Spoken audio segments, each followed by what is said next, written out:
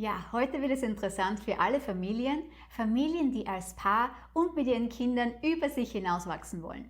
Ich warte gerade auf Miriam und Markus, die als reisende Familie mit 4 Kindern nämlich ein Familienfestival organisieren. Und zwar nicht irgendwo auf der Welt, sondern direkt in Deutschland. Ich bin schon gespannt, was sie mir heute erzählen.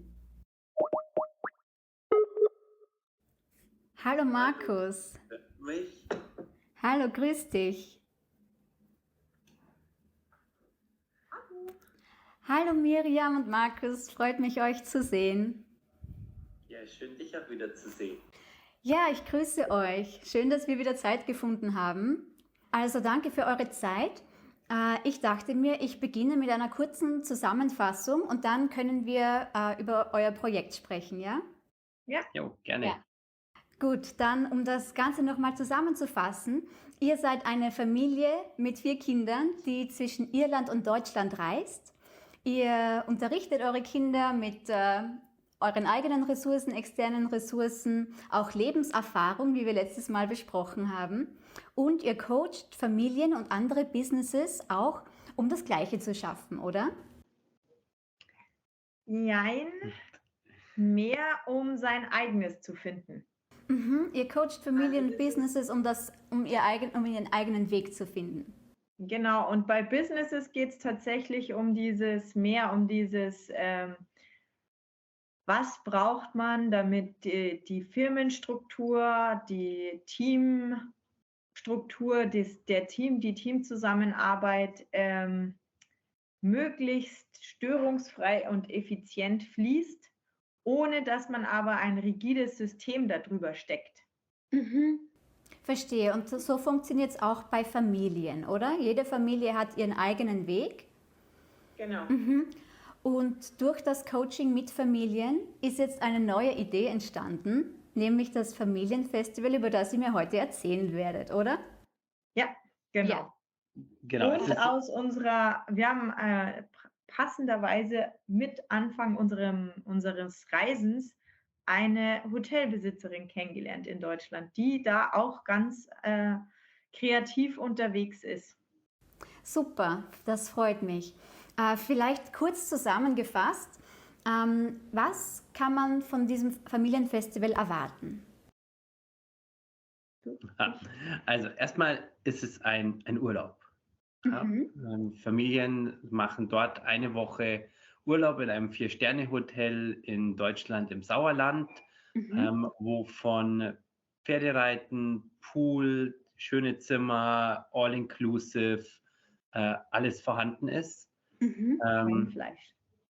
Kein Fleisch, genau, es ist vegan-vegetarische Ernährung in der Woche. Was aber eben dazu kommt, ist, dass es ein Urlaub mit Persönlichkeitsentwicklung ist, wo es eben verschiedenste Angebote gibt, die man sich auswählen kann und dadurch eine Weiterbildung hat. Und es gibt parallel dazu auch ein Kinderprogramm und Kinderbetreuung. Und die Idee dabei ist wirklich, dass es für die Eltern neue Impulse gibt, dass die Eltern ihre Familienstrukturen reflektieren können und das dann live ausprobieren können. Weil ganz oft als Elternteil geht man ein Wochenende auf irgendein Seminar, bekommt was Neues mit und kommt dann wieder zurück in seine Familie. Und entweder probiert man es aus oder vielleicht hat man es schon wieder vergessen im Alltag und kommt gar nicht dazu, das alles zu integrieren, was man gelernt hat.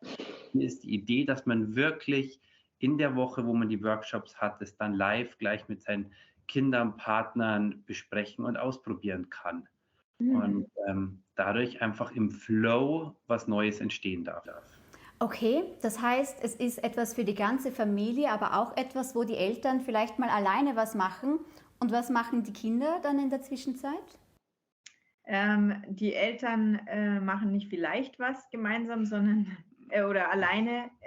Die Idee ist, dass mit dem Ticket bucht man automatisch einen Mind- und einen Body-Kurs, weil wir auch da festgestellt haben, dass ja die Persönlichkeitsentwicklung auch eine körperliche Seite hat. Also wenn ich mich total unwohl fühle mit meinem körperlichen Sein, dann lenkt mich das extrem ab und kann mich auch festhalten. Also die Selbstpflege auch auf dieser körperlichen Spur hat einen genauso großen Stellenwert wie der Rest. Um da vielleicht auch mal konkret zu werden, also es könnte zum Beispiel sein, dass man sich entscheidet, in der Früh einen Yogakurs zu machen und am Nachmittag habe ich als Erwachsener dann noch einen Kurs, wo es um meine Gefühle geht. Ein anderes Beispiel könnte sein, ich entscheide mich für am Vormittag einen Kurs zu Familie im Balance, wo es ganz viel darum geht, wie kann die Familie im Balance sein. Und am Nachmittag probiere ich Breakdance aus. Ah ja. Also man Und stellt, diese Kurse, das ist so der Clou, das sind die Intensivtage, die gehen von Montag bis Freitag. Also da bleibt man in demselben Kurs. Und das Kursformat ist aber so kompakt gewählt, also 1 Stunde bis 1,5, dass beide Elternteile je 2 Kurse machen können und trotzdem noch Zeit am Tag übrig ist. Und dass, wenn man noch eben zu kleine Kinder für Betreuung hat oder für die anderen Kurse, auch die Eltern sozusagen nacheinander die Kurse machen können, ohne dass dann der Tag komplett gestresst und vollgestopft ist. Ihr sagt, die Kurse gehen von Montag bis Freitag. Ist das Familienfestival jetzt eine Woche? Das ist eine Woche und es gibt am Anfang, am Sonntag und am Samstag, also umrahmend um die Intensivtage, gibt es die Festivaltage, nennen wir die. Das sind so Tage, an denen alle Angebote, die wir haben und noch ein bisschen so darüber hinausgehend in kleinen Schnuppereinheiten angeboten werden, sodass man halt auch die Sachen, die man jetzt nicht intensiv macht, mal ausprobieren kann. Und dann haben wir außenrum auch noch an den Intensivtagen ein Abendprogramm, wo man eben auch nochmal in andere Bereiche reinschnuppern kann, wo es noch weitere Themen gibt, die jetzt die jetzt nicht ganz so intensiv abgebildet werden. Und wo es auch nochmal die Idee ist, dass es auch so ein bisschen unter Moderation die Möglichkeit gibt, sich auszutauschen. Das heißt, diese Kurse decken alles ab von Körper und Geist. Das geht auch bei den Kindern so oder ist das dann nur für die Eltern? also bei den Kindern ist es so, dass es einmal in dem Hotel, das ist ein Familienhotel, gibt es erstmal die klassische Kinderbetreuung dort, wo die Kinder in so eine Art Kindergarten gehen können und dort betreut werden. Aber es gibt eben auch ein explizites Kinderprogramm, was man nicht im Vorhinein bucht, was man erst dann vor Ort bucht und was wir auch dann abhängig von den Anmeldungen an das Alter der Kinder anpassen werden. Aber das ist eben auch Breakdance für Kinder, es gibt ein Indianercamp, es ist Pferdeflüstern, ist auf dem Plan drauf. Also es gibt hier ein Programm, es gibt ein Resilienztraining für Kinder auch. Also es gibt ein Programm, was auch zu den Themen der Eltern passend ist. Ein Achtsamkeitstraining. Genau, Achtsamkeitstraining, genau. Es gibt, du siehst schon, unsere Liste, was es alles gibt, ist lang. Und da kann man sich sozusagen das dann auswählen, was einen am meisten anspricht. Ah ja, ja, die Inhalte der Kurse interessiert mich noch. Kurz davor die Frage, wie habt ihr die Idee bekommen, dieses Familienfestival zu planen? Ja, das glaube ich kam schon auch so ein bisschen aus unserer eigenen Situation, als der Markus noch angestellt war und wir immer mit den Urlaubstagen jonglieren mussten, um irgendwie alles so unter einen Hut zu kriegen, so Zeit mit der Familie, Urlaub, Zeit mit den Kindern, Zeit für die eigene Persönlichkeitsentwicklung, einfach mal auch Zeit als Paar. Und dann haben wir uns gedacht, ja, es wäre eigentlich voll cool, wenn man die Möglichkeit hätte, das alles so in einem zu machen. Und dass es auch nicht mehr, was uns auch so ein bisschen immer gestört hat, war diese Ausschließlichkeit. Also wenn ich Persönlichkeitsentwicklung mache, dann kann ich das nur ohne meine Kinder. Wenn ich ins Yoga, bei Yoga gibt es inzwischen schon so Familien-Events, aber auch noch nicht wahnsinnig viele. Aber meistens ist es so, es gibt Erwachsenen-Seminare und da kann man dann sein Wohlfühlen, seine Weiterbildung, sein alles Mögliche machen. Dann gibt es irgendwie so dieses, dass man mal mit seinem Partner eine Date-Night hat oder wenn man Glück hat und genug Kinderbetreuung noch organisiert, kriegt auch mal ein Wochenende oder sowas. Und dann gibt es eben den Familienurlaub, den klassischen. Und wir dachten uns, das müsste doch auch eigentlich gut Zusammengehen. zusammengehen. Ja. Und wir haben vor allem festgestellt, dass ähm, wenn einer der Eltern immer die Inspiration holt, hat es einer geholt. Und der andere hat erstmal nichts. Und dann bringt es der eine Erwachsene in die Familie rein. Und dann ist es oft erstmal so ein Rumpeln, so eine Imbalance. Und man braucht ganz viel Findungsphase, was im Alltag super schwer ist. Und daher wirklich die Idee, dass beide Eltern da Impulse bekommen können und auch in diesem geschützten Urlaubsraum, ja, wir sind da in einem Hotel, was sehr, sehr familienfreundlich ist. Wenn es dann mal bei jemandem stressig wird oder das Essen mit den Kindern wild und turbulent wird, dann wird man da in diesem Familienhotel total liebevoll aufgefangen. Also das perfekt ist für die ganze Familie. Ja. Super. Und ich glaube, noch so ein anderer inspirativer Moment war auch dieses, wir hatten das Glück, dass wir am Anfang unserer großen Veränderungsphase auf ein Retreat gestoßen sind. Auf Englisch war das hieß At Home in the World Retreat und das war für uns, also wir waren dann schon ein halbes Jahr eben in dieser neuen Situation, ich abgemeldet, mit den Kindern unterwegs, Markus aber noch im Job und wir wussten nicht, also wir wussten, das ist der Weg, aber keine Ahnung, wie der sich so entfalten wird. Und dann waren wir da eben 2 Wochen mit Leuten zusammen, die auch in der Hinsicht einfach andere Sachen gemacht haben und viel unterwegs waren. Und das war für uns in diesem Veränderungsprozess super unterstützend. Also das war noch so ein anderer Faktor, das für uns als ganze Familie war das auch unterstützend. Dass wenn man merkt, ich bin nicht so ganz zufrieden, ich möchte gern was verändern, ich habe aber noch kein klares Bild, dann ist das auch eine geniale Gelegenheit, ohne dass man eben so viel von seinem Urlaub in Anführungsstrichen jetzt für so ein Findungsding verschwendet, da einfach auf so eine entspannte, leichtgewichtige Art und Weise Impulse, Ideen und auch vor allem innere Klarheit finden zu können für sich und gegebenenfalls sogar halt auch als Paar oder als ganze Familie. Ja, ihr habt schon so viel gelernt und euch entwickelt als Familie. Ich kann mich erinnern, vor einem halben Jahr, als wir gesprochen haben, stand die Idee ja schon, aber die Planung war noch etwas in der Zukunft von dem Festival. Was war nochmal der Name? Familienfestival einfach. Und inspiriert durch Momo und Cassiopeia, oder? Ja, ja, genau. Die Idee da war diese Zeit. Also es war eigentlich diese Zeit. Genau.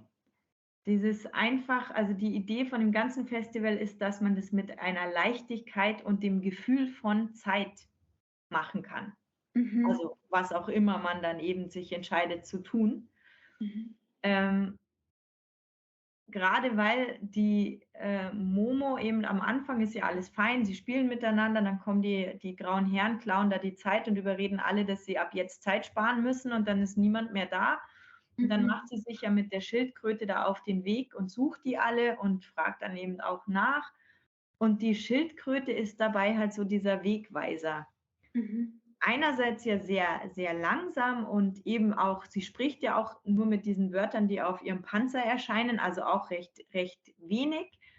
Wenn man jetzt so die normalen Intensivseminare der Persönlichkeitsentwicklung anschaut, dann haben die meistens zeitlich gesehen ja viel mehr Raum einnehmendes Programm. Unser Intensivkurs ist ja da tatsächlich nur so eine Stunde oder 1,5. Aber es ist eben wie dieses, also bei uns vom Gefühl her, wie diese Einwörterkommunikation von Cassiopeia, die am Ende eben genau dahin führt, dass sie die Lösung finden, die Zeit wieder befreien, die grauen Herren loswerden und alle wieder in dieses natürliche Spiel und diesmal halt bewusst zurückfinden oder reinfinden.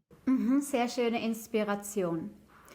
Das heißt, eure Seminartage haben täglich 2 Kurse, richtig? Und werden die von euch durchgeführt oder wer nimmt da noch teil als Coaches?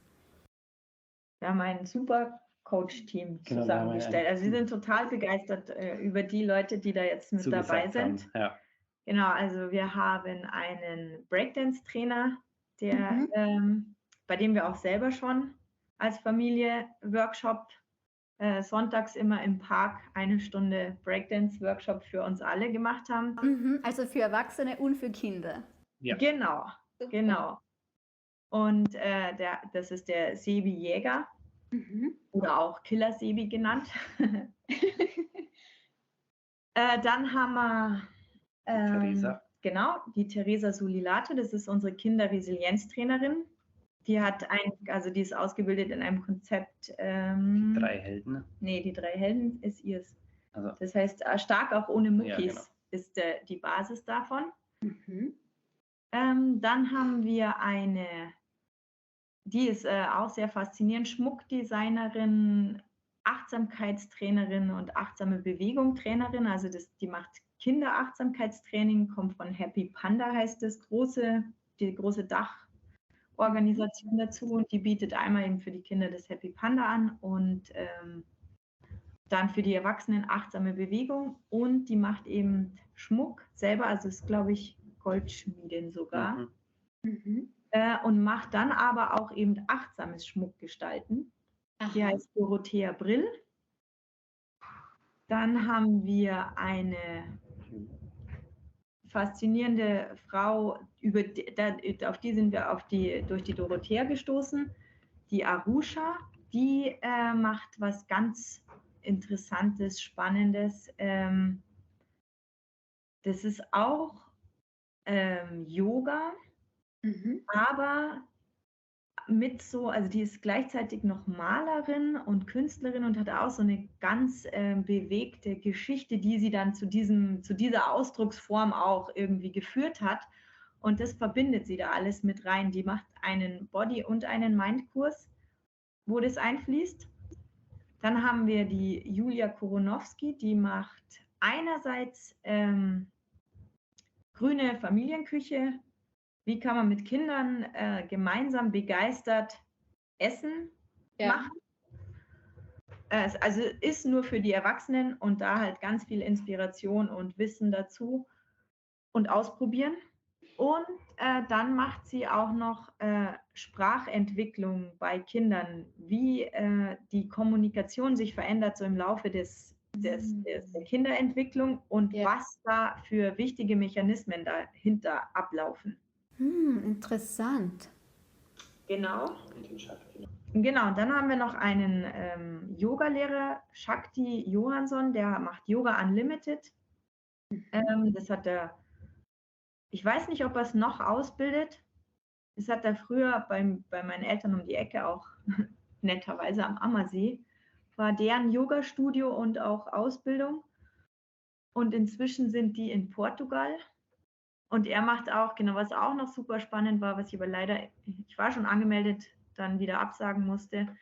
Der war der Erste, der das Stand-Up-Paddle-Yoga auch in Deutschland ausgebildet hat. Wow. Und immer noch ausbildet, also wenn jemand das machen will. Genau, der kommt. Dann haben wir uns 2 noch. Genau. Und dann haben wir noch die Hotelchefin, die Daniela, die den Eppinghof leitet, die auch eine ganz inspirierende Persönlichkeit ist, die als Hotelchefin sich schon mal ein Sabbatical gegönnt hat und mit ihren Kindern auf Reisen gegangen ist. Super. Die auch in dieser ganzen Community rund um Hotel nach neuen Wegen sucht. Deswegen passt das Familienfest zu ihr. Sie überlegt auch, wie kann ein Coworking, Co-Living in dem Hotel entstehen. Also sie ist keine klassische Hotelchefin. Hört sich progressiv an. Ja, eine sehr kreative Persönlichkeit. Und die wird also voraussichtlich auch am Programm einiges anbieten, wie eben so ein Weg von, also eben, es ist ja eine krasse Karrieregeschichte eigentlich, dass man ein Hotel führt und das wie man aber eben auf so einem Karriereposten trotzdem das schaffen kann, seinen eigenen Weg zu finden und sich auch Zeiten für die Familie tatsächlich komplett rauszunehmen. Ja, sehr kreatives Team. Hört es sich an? Super. Was mir besonders gefallen hat, als ich mir die Kursliste angeschaut habe, jetzt auch aus Lehrerinnen-Sicht, ist dieser Heldenkurs für Kinder. Wer leitet das? Das macht die Theresa Sulilatu. Also das kommt aus diesem Stark ohne Muckis und Drei Helden ist ihre Interpretation davon. Ja. Genau, und ja, da habe ich, als ich sie getroffen habe, hat sie mir so ein paar Beispiele da gesagt. Die arbeiten viel mit Rollenspiel und eben wirklich diesem sich selber auch bewusst werden und auch dieses, also bewusst werden, wann fühle ich mich unwohl, wann wird es mir irgendwie komisch. Wie Und dann auch wichtig, oder? Ja, genau, weil man ja auch oft nicht weiß, also gerade auch als Kind nicht, ist das noch normal? Darf der das so? Ist das, es reagiert niemand, alle anderen scheinen das normal zu finden, aber ich fühle mich total unwohl. Und dann eben Ja. verschiedenste Arten, wie man da seine Grenzen kommunizieren kann und was es halt auch noch an Möglichkeiten gibt, wenn praktisch schon Mobbing-Strukturen dann da sind. Dass ein Kind weiß, wie man sich auch selbst helfen kann. Da gehört auch immer dazu, also zu jedem Kinderkurs gehört dann eine kleine Elterneinheit dazu, damit die Eltern wissen, wie sie eben auch thematisch da Kinder die unterstützen Kinder können. unterstützen können. Ja, so wichtig. Ich finde es so gut, wenn Kinder lernen, wie sie selbst ihre Gefühle, ihre Empfindungen kommunizieren können, oder? Und dann auch, dass sie vielleicht nicht bei jeder Kleinigkeit die Eltern rufen, sondern vielleicht auch mal gut mit dem Gegenüber etwas ausreden können. Also Heldenkurs für Mut ohne Muckis, oder habe ich das richtig jetzt in Stark Erinnerung? auch ohne Muckis. Stark ohne Muckis, ja super. Genau. Ja, gut. Und wenn eine Familie jetzt bei dem Familienfestival teilnimmt, welche Veränderungen im Großen und Ganzen kann man sich als Familie erwarten? Das ist schwer so generell zu sagen. Das kommt wirklich ganz stark auf das an, wo man selber steht, wo die Unzufriedenheit liegt, also an welchem Punkt man denn überhaupt was verändern will. Also das kann von Kleinigkeiten wie unsere Morgende sind einfach immer die Hölle. Wir sind wahnsinnig im Stress, egal wie früh wir aufstehen, es kommt trotzdem immer Streit und das wollen wir nicht mehr. Zu wir wollten schon immer reisen gehen. Wir hatten aber das Gefühl, dass wenn man eine Familie mit Kindern gegründet hat, darf man das nicht, ist es unverantwortlich, aber dieser Traum lässt uns nicht los. Was können wir tun, um uns da auf diesen Weg zu machen? Also das kann in allen Größenordnungen Anstoß und also im Endeffekt auf jeden Fall immer die ersten Schritte in die Richtung dessen, was man möchte. Und wenn man gar keine Klarheit hat, aber so dieses diffuse Gefühl, da müsste doch noch mehr gehen, auch da wird man garantiert mit mehr Klarheit rausgehen. Genau, es geht definitiv nicht darum, dass man nach dem Festival dann Irgendwas auswandert oder aus der Schule rausgeht oder seinen Job wechselt. Es geht wirklich darum, dass man seine Bedürfnisse als Familie viel, viel besser kennt und darauf dann Entscheidungen trifft, was darf sich verändern. Ja. Und da gibt es natürlich, dann ist der Horizont sehr breit, sehr weit. Da gibt es natürlich viele Möglichkeiten. Ja. Ich finde das super. Es ist wie ein Coaching, nur erstmal kann man als ganze Familie teilnehmen. Es ist wie ein Urlaub. Es ist all-inclusive, ne, in einem 4-Sterne-Hotel. Ja. Und es ist holistisch, das Ganze. Es ist jetzt nicht nur auf Körper oder Geist, sondern es ist alles zusammen eine richtig schöne Balance, würde ich sagen. Ja, das ist genau hast du super zusammengefasst. genau. Das ist genau Das war- die Vision, die wir haben, wie es sein soll am Ende. Ja. Ja, super, klingt sehr interessant. Wollt ihr noch auf irgendwas eingehen, was ich jetzt vergessen habe? Vielleicht, wo genau findet das Festival statt? Es findet im Ebbinghof im Sauerland in Deutschland statt. Also es ist ungefähr eine Stunde von Bielefeld weg. Ja, und schönes Sauerland, total schöne Naturgegend. Der Ebbinghof liegt so ein bisschen außerhalb vom Ort in der Natur, sehr schön. Man kann schön wandern gehen.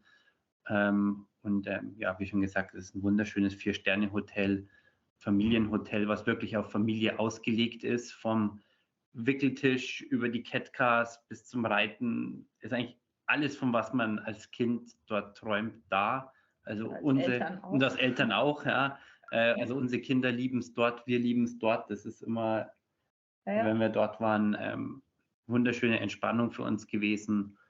Und deswegen haben wir diesen Ort auch ausgesucht. Ja.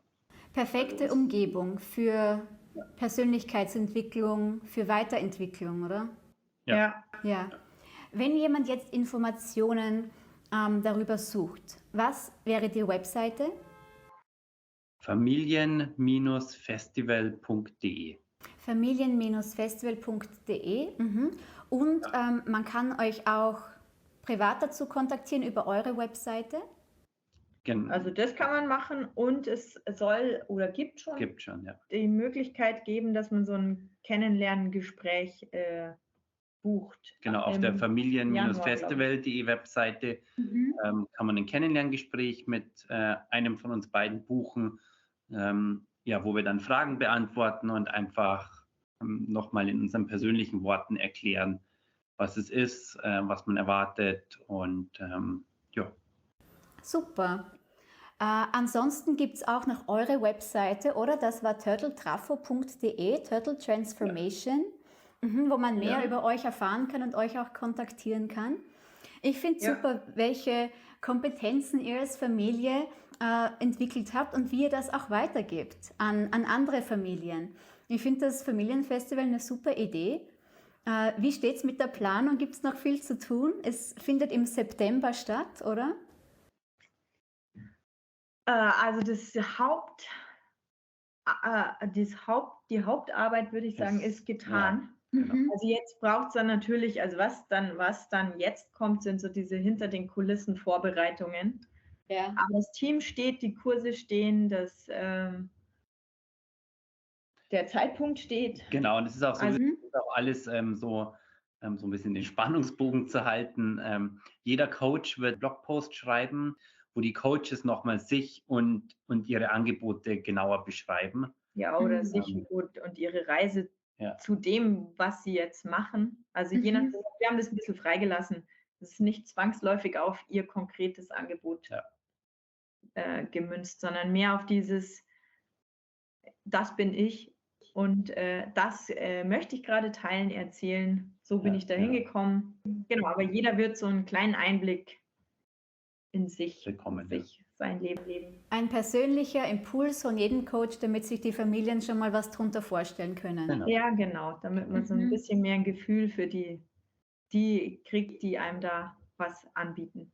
Ja, mir kam gerade noch so das, was auch noch so ein kleiner Nebeneffekt ist. Man hat dann auch einfach die Möglichkeit, in einem jetzt nicht so riesigen Rahmen Familien kennenzulernen, die auch an Veränderungen, Öffnung, also an einfach mehr interessiert sind. Die Vernetzung. Ne?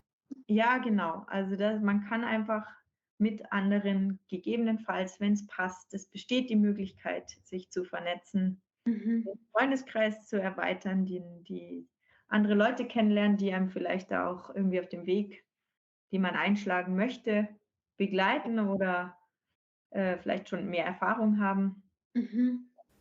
Ja, sehr nützlich. Wie viele Familien erwartet ihr oder ist das ganz offen? Wir brauchen oder wollen auf jeden Fall mindestens 25 und können maximal 32 oder 31. Ja. Also es wird irgendwas zwischen 25 und 30 Familien sein. Ah, okay. Das heißt, besser früher anmelden, bevor es zu spät ist, oder? Ja. Genau, es gibt auch bis Ende März einen Frühbucherpreis. Ja, genau. Das vielleicht auch noch. Ja, genau. Und es ist auch so, dass also man zahlt das Hotel und dann zahlt jeder Erwachsene einen Ticketpreis für das Festival, aber die Kinder, für die ist das Festival kostenlos. Okay. Zahlen sozusagen nur die Erwachsenen das Festivalticket.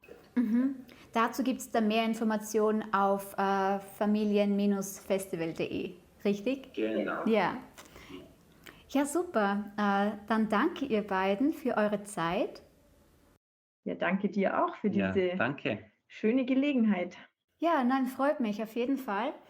Und wir hören uns demnächst. Ja, Bis gerne. bald. Ja, Gut, bis bald. tschüss. Tschüss. Liebe. Alles Ciao. Liebe. Ciao.